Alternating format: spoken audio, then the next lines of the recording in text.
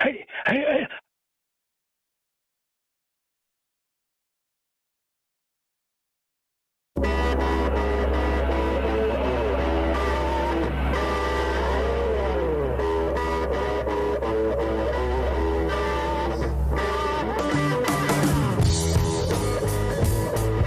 Nobody can remember from Led Zeppelin. John Paul Jones is 78 on January 3rd.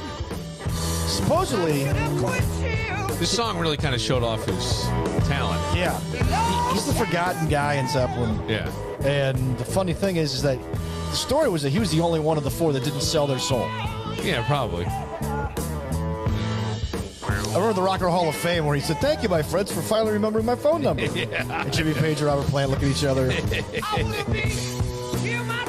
That's right. You're going to hear some Zeppelin on Thursday night at Iron Smoke. Oh, wow. Iron Smoke Distillery. The Vanity Project. Danny's band. Which, by the way, we got a cease and desist order on Facebook from somebody who apparently has the rights to the name The Vanity Project. I had no idea. Okay. We're ignoring Do you think it. it's... Yeah, I would ignore it, too. I mean, it's on Facebook. Yeah, So. I wouldn't Yeah, I'm going to send a cease and desist through Facebook. Yeah. Dabney Coleman turns 92, and Mel Gibson from Lethal Weapon. Well, I love those movies, those Lethal Weapon movies. And then also, what's movie's this? Would you be willing to trade Braveheart. all the days from this I was a day Mad to that Max fan myself. for one chance, just one chance to To be come on back the here Overend and tell podcast, our would you enemy know? Would you ride into hell with me? Would you drink your whiskey? Would you go to Fairport, where they only have one cop and one light?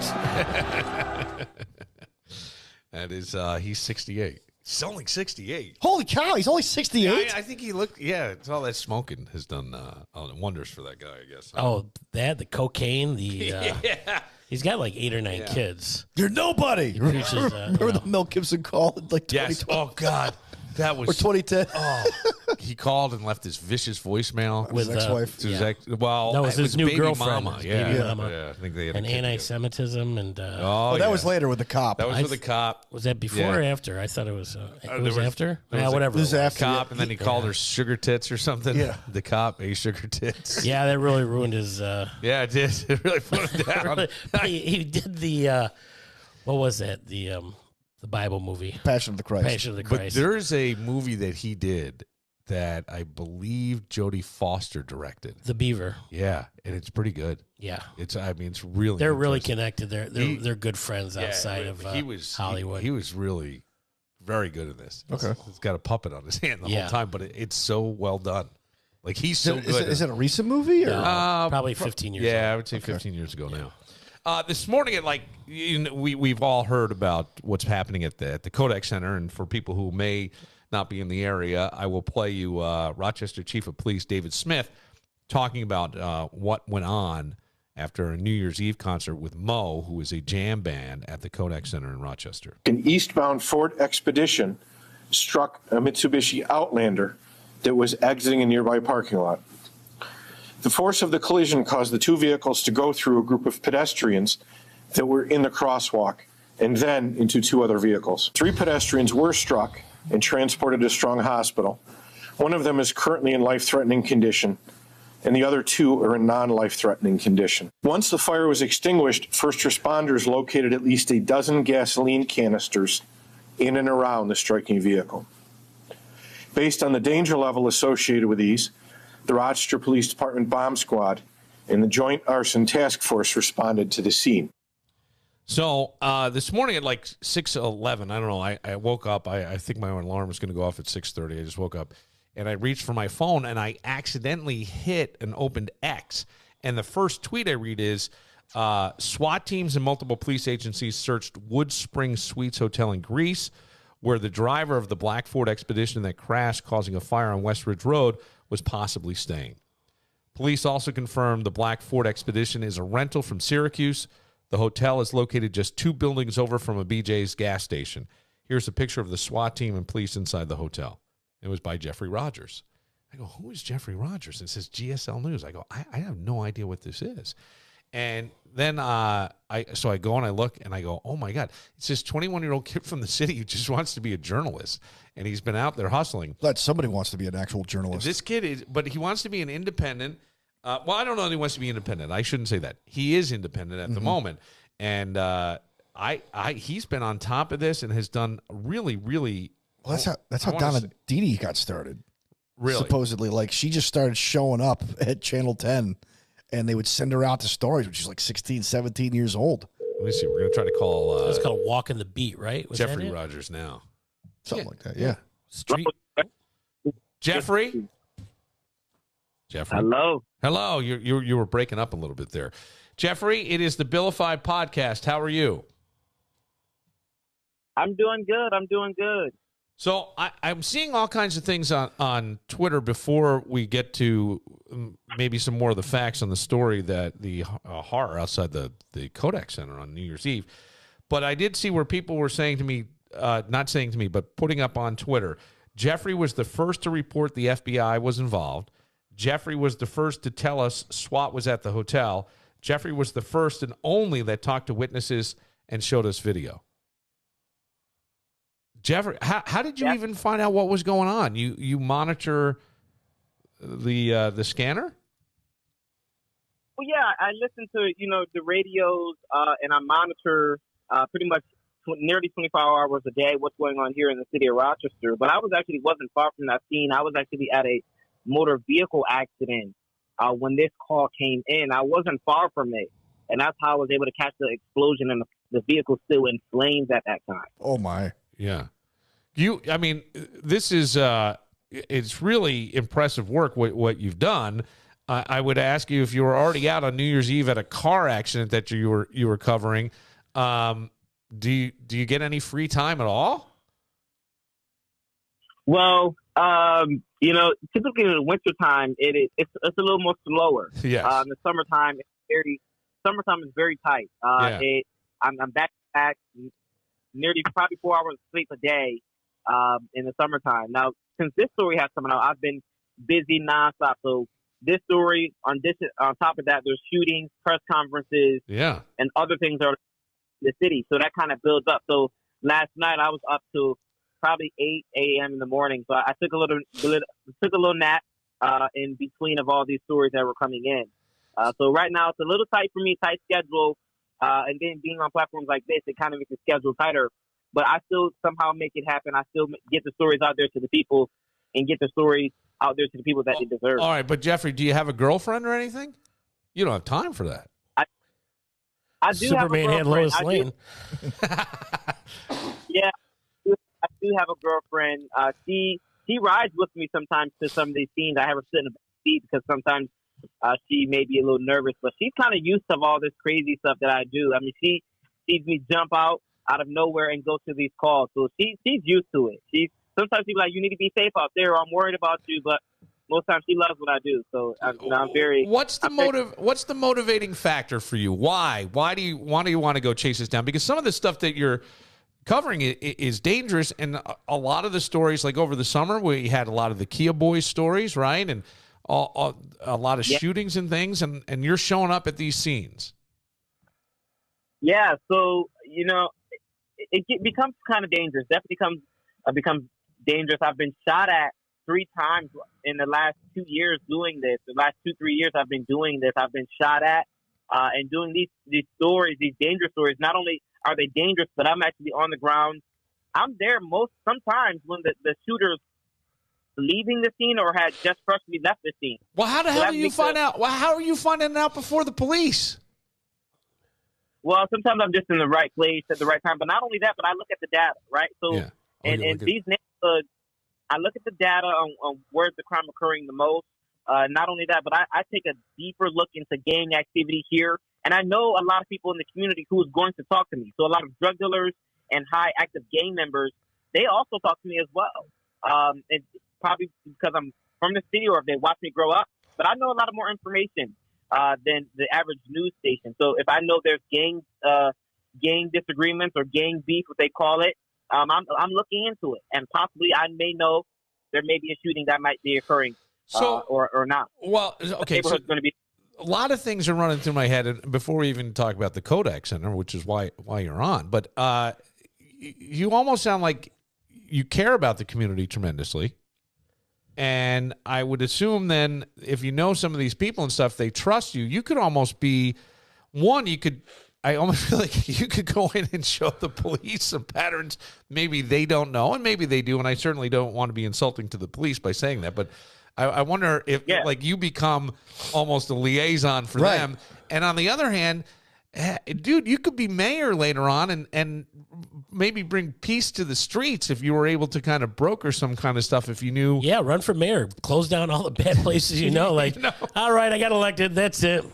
Pack your bags. But I'm coming for you. You know what I'm saying? I mean, boy, there's a lot of possibilities for you. You sound like a bright young man who's ambitious. Yeah, it's running for mayor it's something I've been looking into, but right now, I don't know. Politics are very dangerous.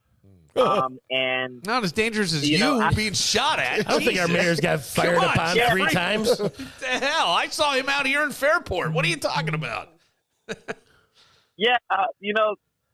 Running for mayor here in the city of Rochester, I don't think people of high power here may not allow me to run for mayor. Or if I do run for mayor, they may not allow me to win. And that's just how I think it is. And the party that mainly wins here in Rochester, New York, is the Democrats. And I don't think I would see myself running as a Democrat, not trying to bring politics or anything or parties involved, but I don't see myself running as a Democrat. But I do see a lot of things that in the city that the city should recognize. I know where this crime is going to occur. I know what needs to be done. And talking to murderers, I talk to murderers and high-profile gang members who have trap houses and who carry guns. And they're comfortable with talking to me. I'm not going to lie. This summer I've been to a cookout with a few drug dealers who've told me information that no one else has. And that's how I'm able to analyze the crime, not only analyze the crime, but sometimes I may know who the suspect is. All right, but Jeffrey, when you do that, do you ever feel like by putting that information out, does that make you a target to them? Sometimes it definitely does. But if you are a real journalist and you want to get dirty, and you want to get on the ground, and you're doing whatever possible to get a story, but not only get a story, but to know what's really happening, you're going to do whatever's possible to get it done. Yeah. All right. Well, take me to the Kodak Center, and I have many other questions, but let's get to that because you were one of the first on the scene, and then I read a tweet that I woke up to this morning that I went, wow, I know of Jeffrey. I think I've seen you maybe on our news or something when you were a little bit younger. And when I read the tweet, I went, GSL, boy, I don't know that. But it was so in-depth. It had the pictures. I go, this is great. But you're a one-man band. You have nobody else working with you. It's just you. Yeah, it's just me working. And I do this all alone. Maybe in the summer, I might have to hire like a security guard, an armed security guard, because I've been shot at several times, and he sometimes will hold the camera for me. But most of the time, it's just me by myself, working out there day and night. Sometimes I wake up out of my sleep to go to a house fire shooting or whatever comes in. I even took it farther to even go to Buffalo when they had the mass shooting. Yeah. I was one of the first reporters there. So I drove there soon as I got the call. I was there within the first couple of hours on scene in Buffalo on the grounds when they had the mass shooting. Wow. Jeffrey, are there a lot of people in the community that have your number, I would guess, and anything that pops up, they just text you, this is happening now, or try to point you in the right direction of something that's going to happen? Yeah. Yeah, so GSO News does have a hotline, and it goes off day in and day out. Probably 24 hours a day, I'm getting texts and phone calls. And it gets overwhelming because sometimes I'm trying to enjoy myself with my family and my friends, and it's a little overwhelming. But I listen, I love my job. I love what I do. And people ask me all the time, how can I handle it? How do I handle it? I don't know how I do what I do. Now you say it's your job. How do you get paid for this? Do you have subscriptions, or are you on? You got it. Yeah. Yeah. You can sign up right on the website, right? Sign up on your website. Yeah. There's subscriptions available on the website. There's merchandise that people can purchase, but also people donate. So when I get a number of views, a large amount of views, people donate to support because I don't have a stable check coming in from this job. So there's been times where I don't make anything for weeks from doing this. And I may have that big story where people may donate or they may pay me for video or I may get a sponsor or something like that as, hey, we're going to lend you money to do this, or et cetera. And that's just typically how it does. I don't really make any large amount of money for this. And I tell people all the time, I'm trying to make a lot of money. Would you want to work for somebody, or do you like being the independent guy? Because as an independent, and again, news should be unbiased, but you get to kind of say what you want. Freedom of speech. Yeah. I'm glad. I've had received 2 job opportunities in the media. Yeah. But I thought about working for somebody else. Maybe one day I might actually get that big break for a news. I'm not going to say who I want to work for, but if they ever contact me, I'm taking that job. I'm definitely taking that desk job or ground job. I'm not going to say the company or the station's name, but if they offer me a job, I'm taking it. I'm not going to lie, but it will be. I'm definitely going to continue to keep the GSO News platform informed and up and going. Yeah, because I think that's a smart thing. I like it. So what? I ask. Yes. Go ahead. I'm sorry. I ask the questions that people are scared to ask. Uncomfortable questions, and that's why I'm here. The other day I was at a press conference and I was asking uncomfortable questions, and they got mad at me and rowdy. These are things that need to be asked in the community. What were you asking, and what was it about? We still haven't got to the contact center. We still haven't. People have to look at it. It's up there. I don't want to go into too many details about it, but it's up there. Okay. It's up there. I'll probably have it again. I always get yelled at press conferences from people when I ask uncomfortable questions.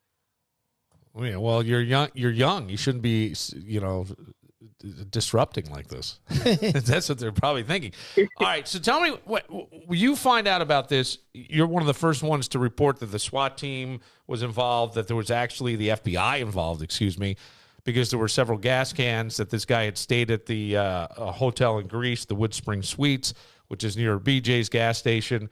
He had rented the car from Syracuse, drove up. We still don't know any motive. There's been no suicide letter or journal or anything that's been found as of yet. Would that be fair to say? Or is that correct? I mean? Yeah, there was rumors out there and saying that there were notes and journals found. That was not found at the hotel. Actually, at the hotel, there was police officers didn't even walk out with evidence bags, which typically you'll see in a lot of cases. But not in this case. You didn't see any evidence bags coming out of that hotel room at all. And they shut down the entire hallway. But that's where you see the picture that I posted is where you see the SWAT team along with Rochester police officers and other agencies in tactical gear going into this hotel room. So he stayed here for a couple of days. Not only a couple of days, but he went to multiple stores purchasing gas cans and bins, garbage bins and clothing bins. And it appears to be after the crash, he filled them up with gas. Whoa. After the crash, he filled them up with gas? I mean, before the crash. Yeah. Okay, so hang on. So this guy was in town for a couple days? A couple of days he was here. He left. I can't remember the day off the top of my head, but he left Syracuse, came to Rochester, rented a hotel room where he. I might have seen that it was the 27th, actually, now that I think about it. He may have been here. You're right. I think he rented the car on the 27th, I thought I saw. So that would be a couple days. Came to Rochester. So this was all a very calculated move for him. Was he a disgruntled Mo fan, I wonder? I know. Yeah, that's just something I can't confirm. Yeah. It is very concerning of how many gas cans and bins and garbage bins that he purchased here. And the FBI actually just a couple of hours ago did another search warrant on his bank accounts and emails. Okay. So those are two things that just came out a couple of hours ago. I just discovered that they got a search warrant on his bank accounts and emails. They searched the home, and we're still waiting for details on that as well. Yeah, his home is in Syracuse, right? Is that what or was the car just rented in Syracuse? So it appears to be he lives in Syracuse. Okay, that's what I thought. And then tell me about so the crash happens. He's driving at a high rate of speed. We don't believe these people were targeted. This was just random. Well, witnesses tell me that this vehicle sped up.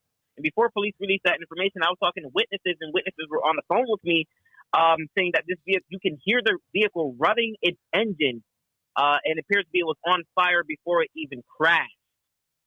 So he may have lit a switch or a match inside the car before crashing. Yeah, but if he's revving his engine, I'm wondering, were these people targeted? The two people who have passed away, and then the driver himself has now passed away.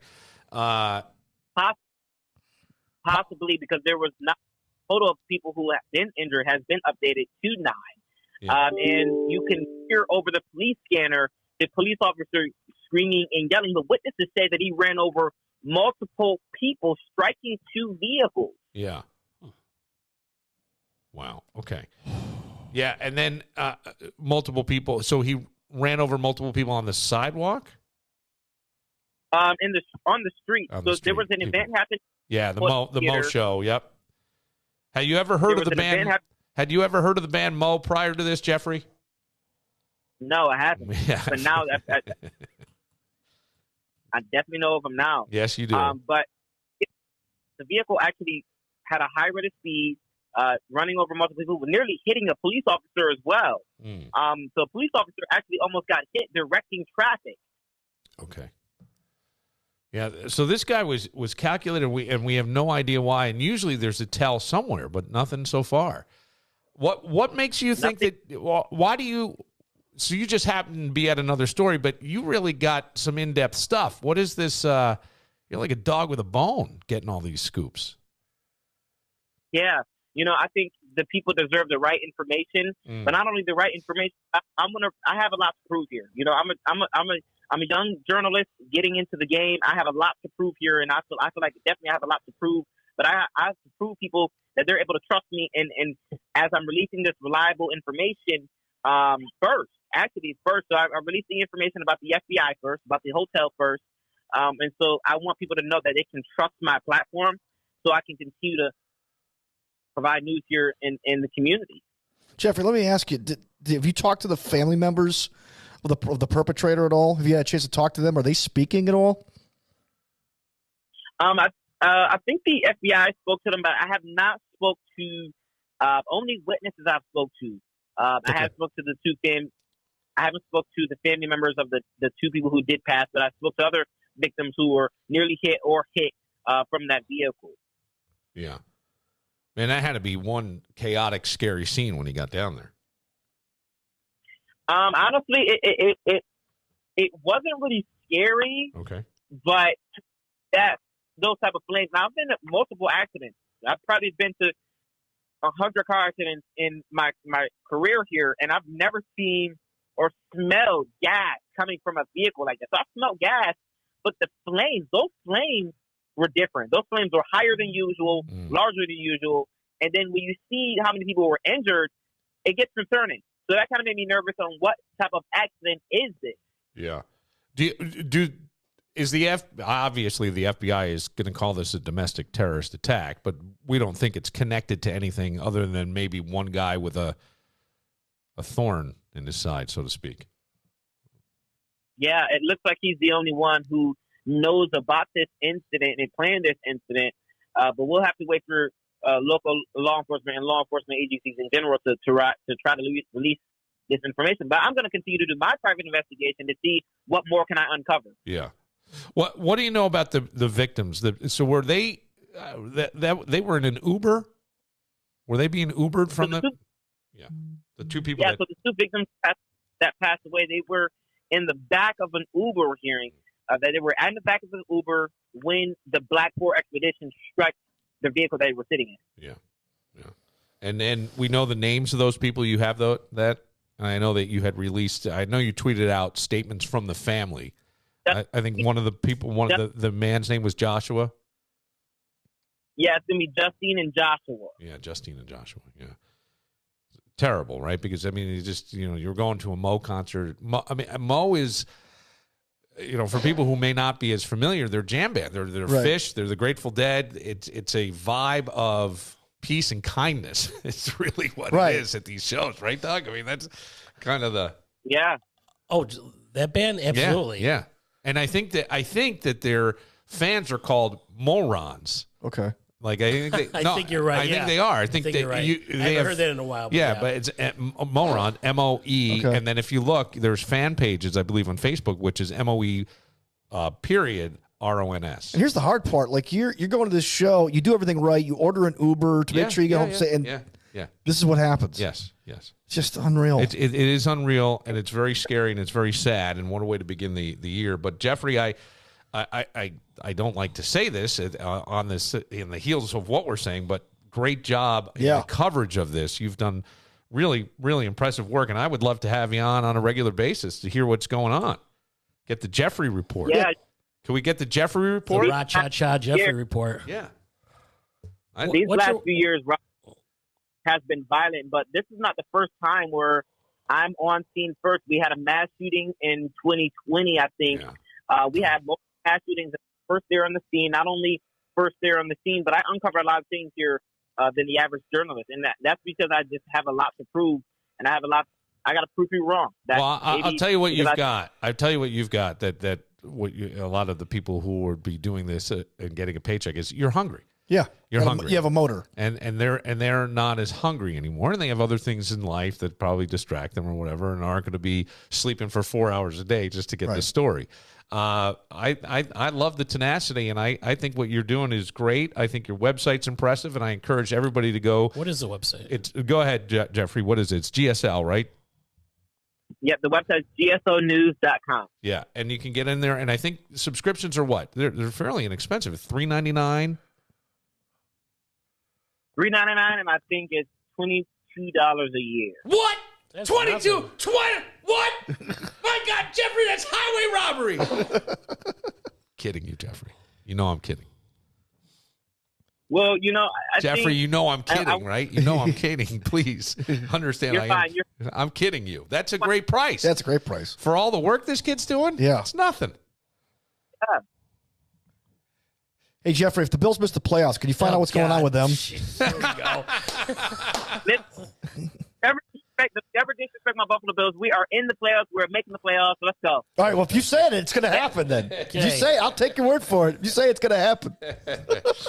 All right. Well, Jeffrey, I would love to have you back, and we should talk about a regular basis. I'd also love to have you, and if they're willing, your mom or your dad or somebody to come in and just talk about what you're doing and their concerns, and maybe also how proud they possibly are. I think that'd be a fun podcast to do.